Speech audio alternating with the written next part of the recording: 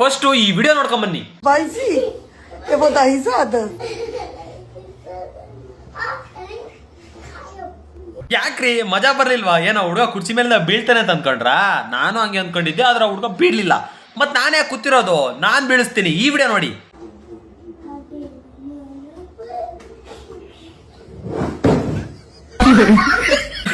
ಮಜಾ ಬಂತಾ? ಸಮಾಧಾನ ಆಯ್ತಾ? ಇವಾಗ ನಿಮ್ ಫ್ರೆಂಡ್ಗೂ ಶೇರ್ ಮಾಡ್ರಿ, ಅವನು ಸ್ವಲ್ಪ ಮಜಾ ಮಾಡ್ಲಿ. ಇವಾಗ ಎತ್ತ ಮೇಲ್ಕೆ. ತುಂಬಾ ಜನ ಕೇಳ್ತಾ ಇದ್ರಿ ನನ್ ಪಪ್ಪುಮಾನ. ಸೊ ಇವತ್ತು ನನ್ ಪಪ್ಪುಮಾನ ತೋರ್ಸೋ ದಿವಸ ಬಂತು. ಇವರೇ ನನ್ ಪಪ್ಪುಮ್ಮ. ಹೇಳಮ್ಮ. ನಾನೇ ಇವ್ರ ಪಪ್ಪುಮ್ಮ. ನಾ ಮನ್ಸ್ನಾಗ ಗೆಲ್ಲನ ಏನ ಹೇಳ್ತೇವಮ್ಮ? ನೋಡಿ, ಲೈಕ್ ಮಾಡಿ, ಕಮೆಂಟ್ ಮಾಡಿ, ಶೇರ್ ಮಾಡಿ. ಹಂಗೆ ನಮ್ ಇಬ್ಬರ ಅಕೌಂಟ್ ನ ಫಾಲೋ ಮಾಡಿ. ಪಪ್ಪುಮ್ಮ ಇಲ್ಲೇ ಇದಾರೆ ಕ್ಯೂಟ್ ಆಗಿ. ಪಪ್ಪುಮ್ಮ ಏನಂತಾನೆ?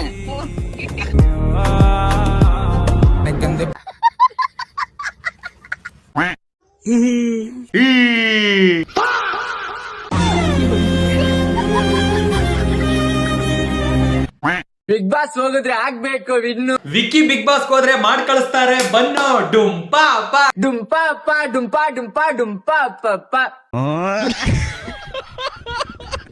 ಲೋ ಡುಂಪಾ ಅಪ್ಪ, ಅಜ್ಜಿ ನಿನ್ ಬಗ್ಗೆ ಏನ್ ಹೇಳ್ತಾ ಇದ್ದೆ, ಅದ್ ನೀನೇ ಅಂತೆ. ಏನ್ ಕೇಳು? ಗಾಂಡನ ಇಲ್ಲ ಗಾಂಡ ನಿಂತರ ಕಾಣಿಸ್ತಾರ. ಇಲ್ಲ ಅಜ್ಜಿ, ಅವನೇ ಅದು ಅಕ್ಕೆ ಅವನ ಕಾಣ್ತದಾನೆ.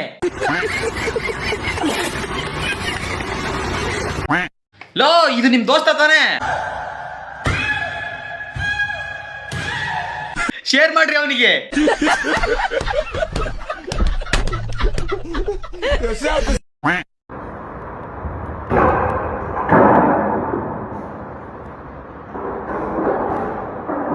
मजा नहीं आ रहा, know watch.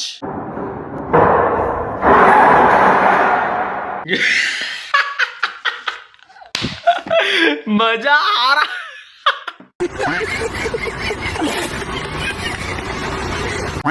Guys, ಕೊಂಗಮಂಜ Civic sense ಬಗ್ಗೆ ಏನ್ ಹೇಳ್ತಾ ಇದ್ದಾನೆ, ಏನ್ ಕೇಳಿಸ್ಕೊಳ್ಳಿ.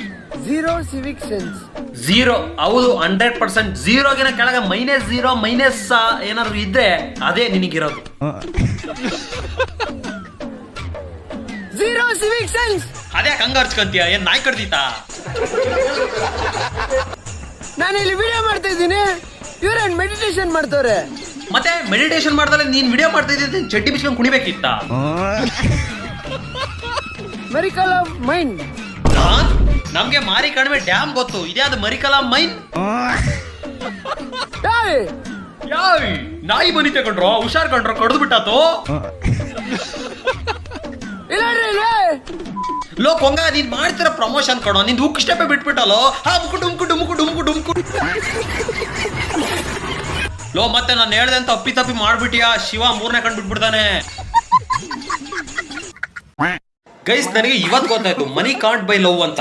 ಇನ್ಮೇಲಿಂದ ಸ್ಟಿಂಗ್ ಕುಡಿತೀನಿ. ಸ್ಟಿಂಗ್ ಕುಡಿ ಚಪ್ಪರಿ ಹಾಕ್ತೀನಿ. ಚಪ್ಪರಿ ಹಂಗೆ ಹಿಂಗ್ ಪ್ಯಾಂಟ್ ಮೇಕ್ ಎತ್ಕೊಂಡು ಓಡಾಡ್ತಾ ಇದ್ದೆ, ಹುಡ್ಗಿರೆಲ್ಲ ಅಮ್ಮನೇ ಓಡ್ತಾ ಇರ್ಬೇಕು. ಹೇಳ್ತೀರಾ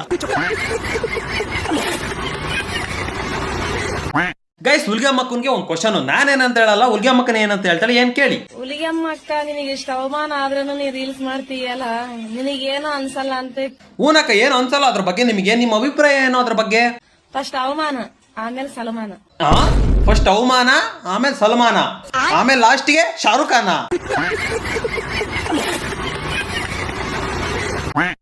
ಗೈಸ್, ನಮ್ಮ ಕರ್ನಾಟಕದ ನ್ಯೂಸ್ ಮೀಡಿಯಾಗಳು TRPಗೋಸ್ಕರ ಯಾವ ಮಟ್ಟಕ್ಕೆ ಇಳಿಯೋದಕ್ಕೆ ಬೇಕಾದ್ರೂ ರೆಡಿ ಆಗಿದ್ದಾರೆ. ಈಗ ಕೆಲವು ಗಂಟೆಯಿಂದ ಬರ್ತಿರೋ ನ್ಯೂಸ್ ಏನಪ್ಪಾ ಅಂತಂದ್ರೆ, ನಮ್ಮ ಡಿ ಬಾಸ್ ದರ್ಶನ್ ಸರ್ ಅವ್ರ ಮಗ ವಿನೋದ್ ಅವರು ಕಾರ್ನ ಗುದ್ಬಿಟ್ಟು ಆಕ್ಸಿಡೆಂಟ್ ಮಾಡಿದ್ದಾರೆ ಅಂತ. ಈ ನ್ಯೂಸ್ ರಿಪೋರ್ಟರ್ಗಳು ಯಾವ ರೇಂಜಿಗೆ ಅಲ್ಲೇ ನಿಂತ್ಕೊಂಡು ಅವರೇ ಸರ್ವೆ ಮಾಡಿ ಹೇಳಿದ್ದಾರೆ ಅನ್ನೋ ರೇಂಜಿಗೆ ಮಾತಾಡ್ತಾ ಇದ್ದಾರೆ. ಈ ಒಂದು ಸ್ಟೋರಿನ ನೀವು ಕರೆಕ್ಟ್ ಆಗಿ ಓದಿದ್ರೆ ಕ್ಲಿಯರ್ ಆಗಿ ಇನ್ಫಾರ್ಮೇಶನ್ ಗೊತ್ತಾಗುತ್ತೆ. ಅಷ್ಟೇ ಅಲ್ಲದೆ ಆ ಕಾರ್ನ ಡ್ರೈವರ್ ಓಡಿಸ್ತಾ ಇದ್ರಂತೆ. ಈ ನಮ್ಮ ನ್ಯೂಸ್ ರಿಪೋರ್ಟರ್ಗಳು ಏನಂತ ಹೇಳ್ತಾ ಇದ್ದಾರೆ ನೋಡಿ. ಕೊಲೆ ಆರೋಪಿ ನಟ ದರ್ಶನ್ ಅವರ ಮಗನಿಂದ ಕಾರು ಅಪಘಾತವಾಗಿದೆ ಅನ್ನೋದು ಸದ್ಯದ ಸುದ್ದಿ. ಈ ನ್ಯೂಸ್ ಚಾನಲ್ ಅವರು ಹಲ್ಕ ನನ್ನ ಮಕ್ಕಳು TRPಗೋಸ್ಕರ ಯಾವ ರೇಂಜ್ ಬೇಕಾದ್ರೂ ಇಳಿತಾರೆ.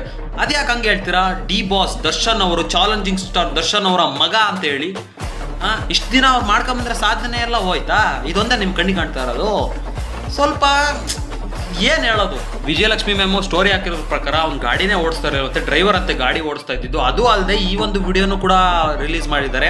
ಸೊ ಅವರೇ ಬೈಕ್ನವರೇ ಬಂದು ಗುದ್ದಿರೋದು ಅಂತ ಆ ವಿಡಿಯೋನು ನೋಡ್ಕೊಂಡ್ ಬನ್ನಿ. ಟರ್ನ್ ತಗೊಳ್ತಿರುವಾಗ ಆ ಸ್ಕೂಟರ್ ನವನೇ ಬಂದು ಗುದ್ದಿರೋದು ಈ ಒಂದು ಕಾರಣ ಡ್ಯಾಶ್ ಕ್ಯಾಮ್ ಅಲ್ಲಿ ಸೆರೆಯಾಗಿದೆ. ಆ ವಿಡಿಯೋನು ಕೂಡ ಬಿಟ್ಟಿದ್ದಾರೆ. ನಂಗನ್ಸೋದು ಆಕ್ಸಿಡೆಂಟ್ ಆಗೋದು ಏನ್ ದೊಡ್ಡ ವಿಷಯ ಅಲ್ಲ, ಕಾರು ಅಥವಾ ಬೈಕ್ ಅಂದ್ಮೇಲೆ ಆಕ್ಸಿಡೆಂಟ್ ಆಗೇ ಆಗಿದೆ. ನಿಮಗೆ ಮೇವ್ ಹಾಕೋದಕ್ಕೆ ನಮ್ಮ ಬಾಸೇ ಆಗ್ಬೇಕು. ತಿನ್ನಿ ಮೇವ್ ತಿನ್ನಿ ಅಲ್ಕ ನನ್ನ ಮಕ್ಕಳ. You are dealing with the wrong person.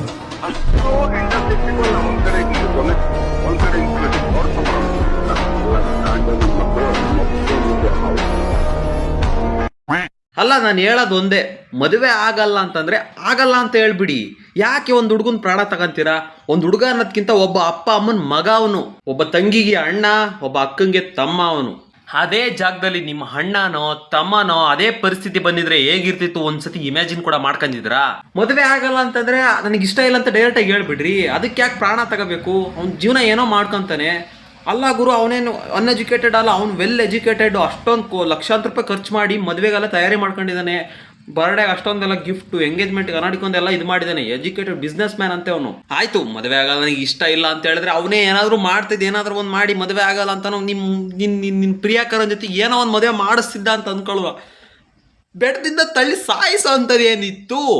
ಕುತ್ಕೊಂಡ್ ಮಾತುಕತೆ ಮಾಡ್ಬೋದಿತ್ತಲ್ಲ. ಆದ್ರೂ ಇತ್ತೀಚಿನ ದಿನಗಳಲ್ಲಿ ನಡೀತಾ ಇರೋ ಕೇಸ್ಗಳು, ಈ ಪ್ರಕರಣಗಳೆಲ್ಲ ಕೇಳಿಸ್ಕೊಂಡ್ರೆ ಯಾವ್ದಾದ್ರು ಮಠಕ್ಕೆ ಸೇರ್ಕೊಂಡ್ರೆ ಬೆಸ್ಟ್ ಅನ್ಸುತ್ತೆ. ಶ್ರೀಗಳು ಗುರುಗಳು ಅಂತಂದು ಕಾಲಿಗಾರ ಬಿದ್ದೋಗ್ತಾರೆ. ಅಲ್ಲ ಗುರು, ಅಂತ ಬಿಸ್ನೆಸ್ ಮ್ಯಾನ್ ಕತೆನೇ ಹಂಗೆ. ಇನ್ನ ನಮ್ಮಂತ ನಿಮ್ಮಂತ ಜನಸಾಮಾನ್ಯರ ಕತೆ